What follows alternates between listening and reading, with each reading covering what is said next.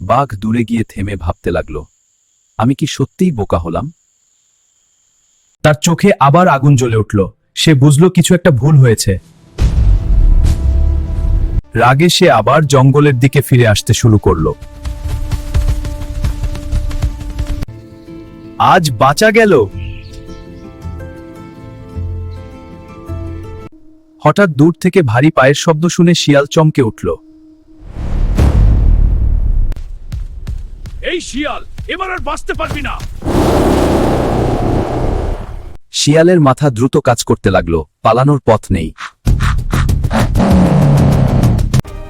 মহারাজিগা! বাঘ অবাক হয়ে আকাশের দিকে তাকালো। ঠিক সেই মুহূর্তে এক বিশাল ঈগল আকাশে চক্কর দিতে লাগলো। বাঘ ভয় পেয়ে ভাবল, তাহলে কি সত্যিই শিয়ালের শক্তিশালী বন্ধু আছে? আমি একা নই। বাঘের সাহস ভেঙে গেল। সে ধীরে ধীরে পেছাতে লাগলো। বাঘ দৌড়ে জঙ্গল ছেড়ে পালিয়ে গেল।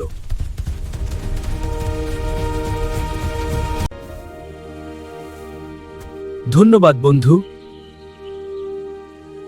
বুদ্ধিমান মানুষ একা নয়, তার পরিকল্পনাই তার সবচেয়ে বড় শক্তি। ভিডিওটি ভালো লাগলে লাইক এবং কমেন্ট করুন এবং সেই সাথে নতুন নতুন ভিডিও পেতে চ্যানেলটি সাবস্ক্রাইব করুন।